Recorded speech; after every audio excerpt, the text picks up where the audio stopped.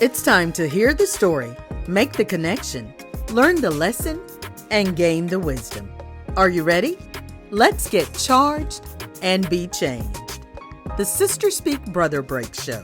Conversations on grace, healing, and deliverance. This is Marcy Bush. Come on, let's journey together. Hello, and thank you for joining us for the Sister Speak Brother Break Show. Today, as always, I have a very special guest. This man's name is Cecil Jackson. And even though we are from the same area, I was probably in my late 20s, early 30s before I really remember Cecil. And it's because we were at church together. And so over the years that we've been here, I have come to know and love him. Cecil is one of my big brothers. He is one unique individual. Do you hear me? Cecil is very unique. You ain't gonna find but one of him. But he has a heart of gold, and he has a story that is worth being told. And so I know that there will be something that you get from this conversation today that's gonna bless your life. So Cecil, thank you for being with us today. You're welcome. Yes. You're welcome. You're welcome. I appreciate you taking the time to talk to me today. Probably most of what I know about your life, I've kind of heard through sermons or through our pastor, who is Cecil's nephew, through him reminiscing. And so that's how I know a lot about you, or some about you. Yeah. But I want you to kind of just tell us what was it like for you? What are some of the things that you remember that kind of stand out in your memory from your young life of kind of shaping you into who you are? Well, I guess my dad and mom, they was always teaching us. It was a constant teaching thing.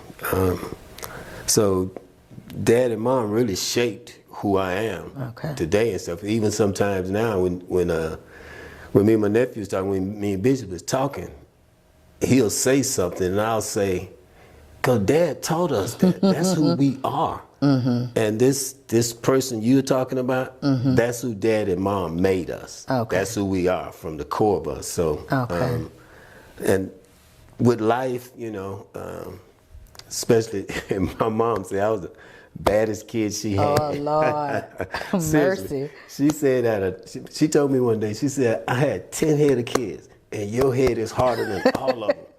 So I was one of them that I got a lot of whoopings. Okay. Lots of whoopings. Okay. All the time. But it was to guide me. I understand it now. I thought, oh my God, Mom, what you trying to do? You know. But I didn't get a lot of whooping from my dad. He would talk to us more. Okay. Now when he whooped, you know. But he would always guide me and stuff, man. So that's how I. Well, see, so why was you getting whoopings? Were you rebellious, or were you like into stuff, trying to what all was of the above? Oh, Lord. All of the above. I just tell you, my mom said my head was the hardest one of all of her kids, and I always had this thing about I just thought I wanted to do what I wanted to do, and, you know, and I was thinking about it earlier today. One of the things I've noticed about me is, and I was getting dressed this morning to do something, and I was like, you know, you always thought out of the box. Because whatever Dad and Mom wanted us to do or wanted me to do, I was always doing something else. Always. And that's why I got most of my whoopings, I guess. So even with Bishop, man, because we grew up together and stuff, he would always be doing something else. And all he would say, "Yo, I'm over here." So, and we would go over there. I wanted to go do something else. But anyway, that's what shaped us, shaped me for who I am. Then I joined the military, and that was a whole nother. How old were you when you joined the military? I was 24. 24. I was 24, married, had 2 kids when I joined the military. Okay. Yeah, okay. So. Now, so your young life, up until you, what did you do after, between high school and the military? What did you do? Well, first I went to work. Well, I was driving a school bus in high school, so when I got out of high school, I started working at, I think it was one of the mills first. Started working at one of the mills, and that didn't last long because I still had this hard head, man. I wanted to do it my way. Okay. And, then I was trying to hang with everybody, and that was. It took me years to realize that that's not who I am. Yeah. But because of the group that I was with in my young time, high school, right after high school and stuff, partying, drinking, and all that stuff, man. So that's what I was doing. And that's what got me into all kinds of trouble. But that's another whole story.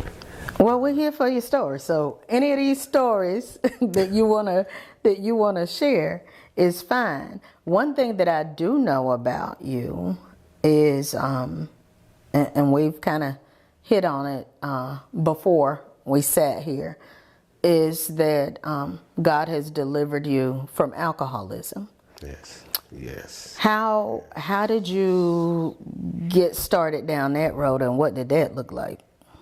Getting delivered from alcohol? No, how you got into? Oh, into alcohol. Yeah. Oh, yeah. Well, my dad and my dad used to bootleg. He used to make liquor, moonshine, all that stuff. He used to make it, so I was around it all the time. Okay. It was forbidden to an extent, I think, but it was there all the time. And we, as kids, we was in everything in the house. Okay. You know, so it would be there, and Dad and Mom be gone. We start, drinking. And, I remember the first time I got drunk. My dad had a scuffing irons bush out back. And we would take the scuffing irons and make wine. You let them ferment and stuff. So me and my brother, we started putting that moonshine in it. And I got so drunk. Oh my God. How old were you? I don't remember my age. I was young teenager. Okay. Early teens, mid-teens. Okay. And, but we had been sneaking before then, you know, 8, 9. Just sipping. Yeah, just getting a drink here and there and stuff. So following the crowd, drinking moonshine. So drinking was the thing. Okay. Drinking and then smoking, all that stuff went hand in hand and stuff, And I was smoking and drinking to fit in more so than anything. Okay. But one thing led to another, and I don't know that I liked it, grew a taste for it. I guess I just grew a taste for it.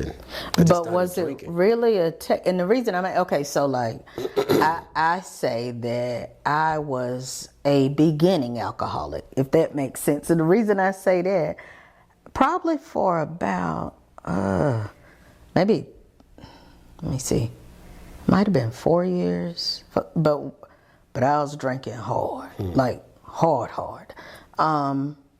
But I say beginning because I am from a family where there were some alcoholics. And I know that for my brothers who were alcoholics, it was probably 20, 25, it was years. So that's why I say beginning. God snatched me quickly. But for me, it was more of an escape. Mine wasn't even, it did help me fit in, because it made life carefree, so to speak. You know what I'm saying? Right. By the time I hit that, it said whatever you want, do whatever you want, you got an excuse. Right. But it was like this escape. It was an outlet. I agree. Okay. I agree, because after a while, that's what it became for me. And I didn't realize it. I didn't realize for years that's what it became, an escape. I could. I hear bitch that alcohol gives a coward courage. Liquid courage is what I used to call it. That's what it did for me. And it did, man. I was I could say things, do things. Yes. Without the alcohol, I was just quiet, behind, don't want to be seen and all that stuff.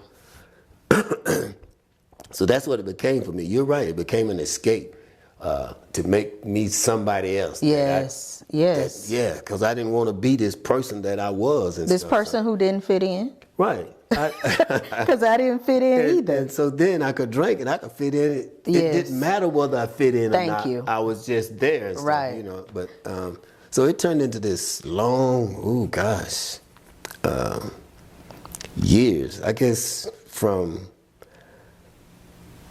around 12, 13, 14 until I was, I don't remember the age. It was June 30th, 1990 when God delivered me from alcohol. Now I tried all kind of stuff. I got when I was stationed in Texas in the Army, I got what they call a DWI, driving while intoxicated. So it was mandatory because they had started this thing of just, we used to drink in the military. We could drink a beer in the military during lunch. But really? Yeah, and it was legal. Okay. But one beer, come on. Right. So we would get drunk during lunch and go back and work and stuff. So I got this DWI, and the punishment was, they take in, I got a field grade Article 15. But they take you in, you see the colonel, and he gives you your punishment. I had 45 days extra duty and 45 days of no driving on post, which I lived on post, had a car on post, so I could drive on post. And then he took 1/2 of my pay for 2 months. Whoa. Then he told me he was gonna kick me off his post.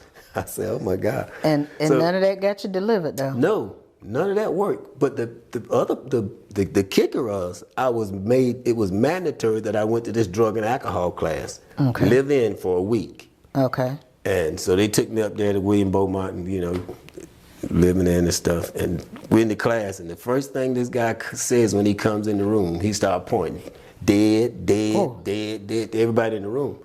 So he started talking about, you're an alcoholic. And I said, I ain't no alcoholic. I'm not an alcoholic and stuff.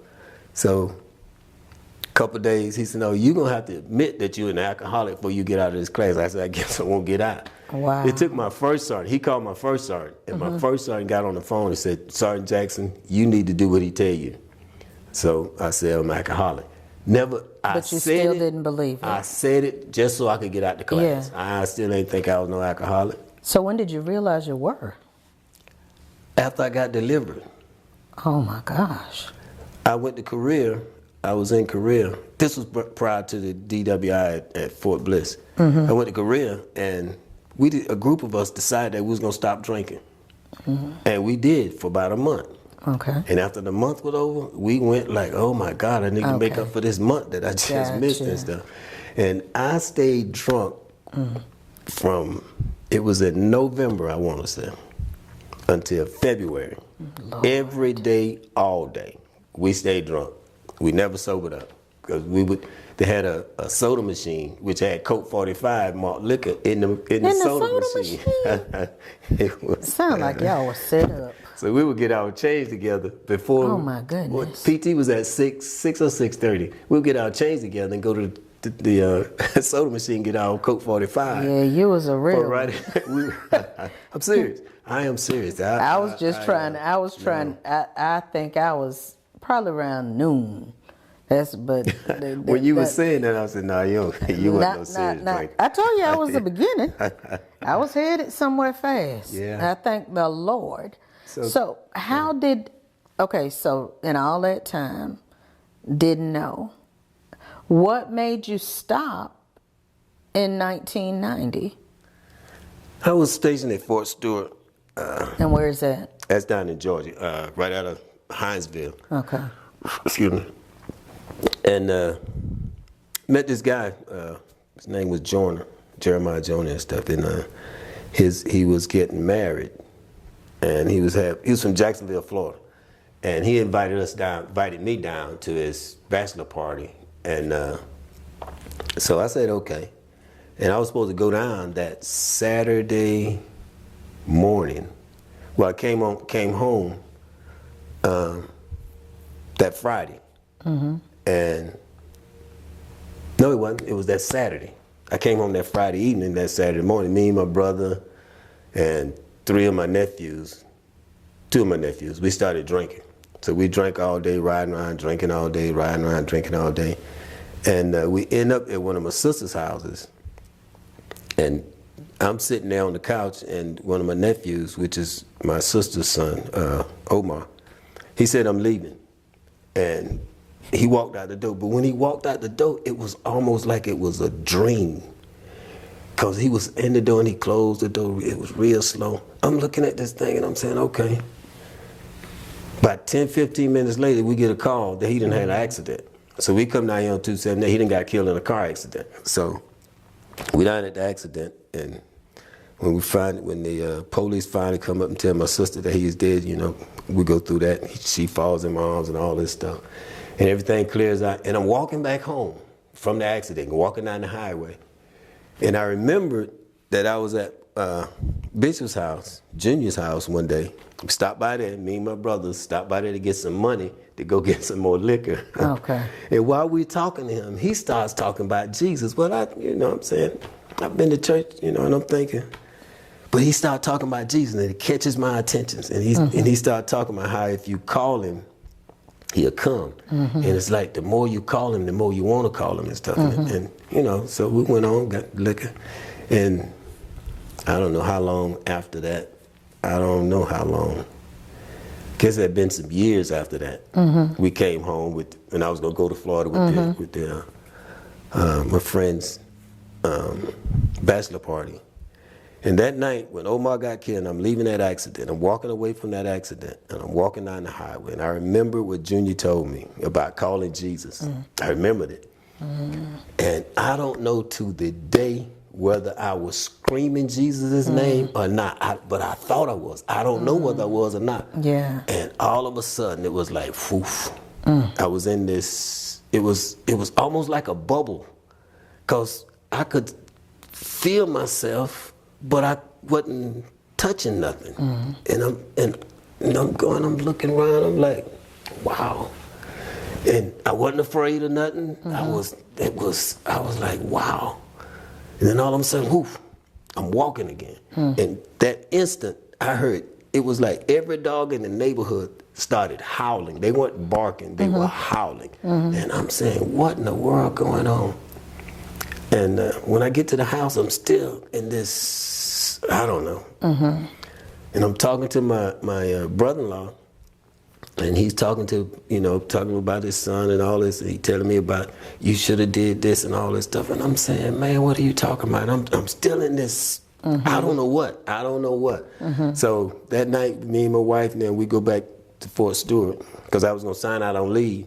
Okay. And so we down there and stuff. And I remember that morning, we got up, and I went in the bathroom to clean the bathroom. Like I normally, you go and clean up and stuff. And before I realized it, I had the water hose in the window cleaning the bathroom. And I could not get this bathroom clean. It seemed like me, I couldn't get it clean enough. And I'm scared and all this. And then I'm saying, okay. Go back and do all that stuff. And that night, my daughter, she's in the room. She starts screaming, ah. So we go in the room, what's wrong? I see him. You see who? She said, I see Omar. I don't know if she did or not. I don't know. I don't know if Nikki saw him or not. But I kind of think she saw her reflection in the window. I don't know. That's just me saying that. So, we get her calmed down and telling all that with him and all this stuff. So I'm still in this awe of what done happened to me, not even realizing that something has happened. But I didn't have a taste for alcohol no more. And I didn't realize it until I came back home, and everybody drinking and stuff, and I'm saying, no, I don't want to drink. Everybody drinking, and I'm saying, no. And I'm saying, wow. So, this goes on, and God changes me that night. He changes me and I've never been the same again. I mean, it's mind-boggling today how the change happened. I mean, it was it was like that and stuff. And so that's been my journey with God and stuff. It started then. Well, it actually started before then, because my wife was going to church. She got saved, and I'm looking at her. She coming home and all this peace. I'm used to raising hell, and she go, and all this stuff. And it ain't bothering her. Oh, she's not affected at all. I remember one night standing at the bed, looking at her, and I'm saying. And I remember talking to Junior once before. He said how he has looked at Jeanette when she got saved, and he said he wanted that. I remember that. So I said, I want that. Because I look back now at after he got saved, Cal got saved, Larry, all of them got saved and stuff. I remember my sister Cal telling me how she prayed for me. All she wanted was her. Excuse me. I know. Help yourself. That's what we're here for. God. Oh, Lord. I remember her telling me that that's all she wanted was her brother saved. So I guess God started dealing with me. Yeah. And I didn't even know it. And stuff. And so I guess I attribute my salvation to them praying for me, because somebody prayed for you, had you on their mind. Girl, took the time and prayed for you. I'm so glad they prayed. On this chair right here. I'm so glad they prayed. Oh my God. Oh Lord. Yes, Lord. This interview finna be over. Oh Jesus. Oh God. Thank you, Lord. Yeah. Thank you, Lord. Yes, Lord. Thank you, Jesus. Yes, Lord. So that's that, and I would tell this testimony to people, and they would look at me like I have lost my mind. Matter of fact, one of the guys that was my gunner on my vehicle, you lying? There ain't no way in the world that happened. He never would believe it. Man. Wow. Oh, you lying, Sergeant Jack. I said, oh man, I promise you and stuff. And so that started that started this journey with Jesus, man. Yeah. Oh God. Let me ask you this. So when you were when all this stuff was really, were you in Kuwait? Where was it that you were when you were in the Army? And okay, the Army started out at Fort Knox, of course, go there for training. Then I left there and went to Fort Bliss. And where is Fort Bliss? Fort Bliss, that's in Texas. It's El Paso, Texas. Okay. That's the closest city there. Okay. So it's El Paso, Texas, which is the furthest west you can go in Texas and stuff. So we stationed out there and stuff, and one of my uncles passed first. One of my mom's brothers passed. And then I went to Korea. That's when I went through this trying to stop drinking and all that stuff. Stayed drunk all that time and stuff. And it came back to Fort Bliss. And my mom passed. Okay. And, I'm a young private in the Army, don't know nothing and stuff, trying to get home. I remember going to the Red Cross, and they gave me a ticket to come home. I get to the airport, and this lady at the airport saying the ticket is not enough. I went off. I remember I don't know, there was a big discrepancy and stuff, but anyway, I wasn't saving. I was half drunk that morning, so I went off, and my wife said, trying to calm me down. Anyway, so after Mom died, I wasn't able to get home before she passed and stuff, so I ended up coming home, and that's when my sister Cal, she lost it at the funeral. She lost it, completely lost it. Cal lost it. So I was more concerned about her than me. Okay. And so I grieved a little, but not really. So then I got to go back to Texas. Now I'm in Texas, and oh God, it seemed like the world is closing in on me. My wife tells me later how mean I got, and I stayed that way for a long time. I was mean for no reason. And but was it for no reason? I understand it now. Okay, so what do you understand now? I understand. What was that? I understand now. It was grief. that Unprocessed. Okay, I was gonna say I mean, didn't deal with it. I didn't deal yeah, with it, and it yeah. just kept building and building and Okay. building, and it would come out in anger and all of Okay. that and stuff. I understand that now. I didn't know that Yeah. then. I was fine, and then I came home. We went to Germany. All this anger built up inside, all this stuff, and we came back to Fort Stewart. So you're talking years of anger. We're talking years. Career was from 80. I joined the Army in 79. 1979, I went to Fort Bliss in February of 1980.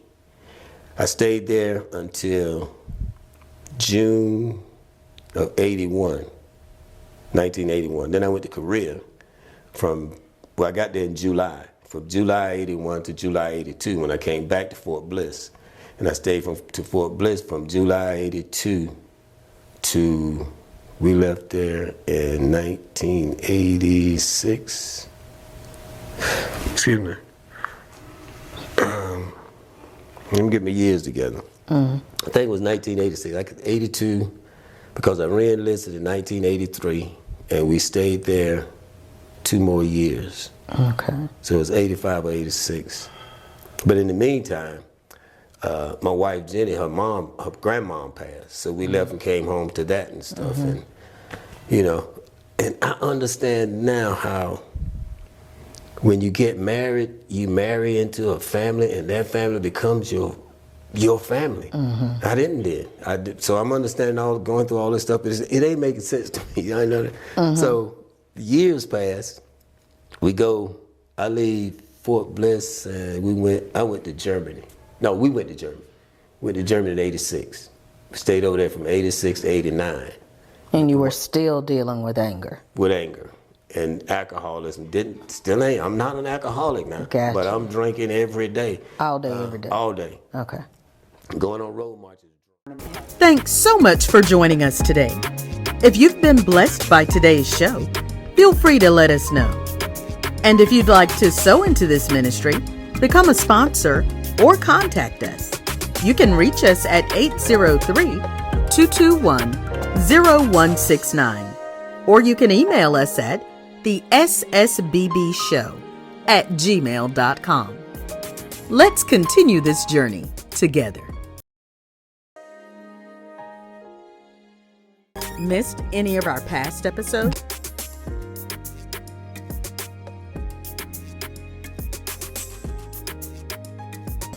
Catch up on past shows on my YouTube channel at Marcy Bush, MarceyBush. And be sure to subscribe so you won't miss any future episodes.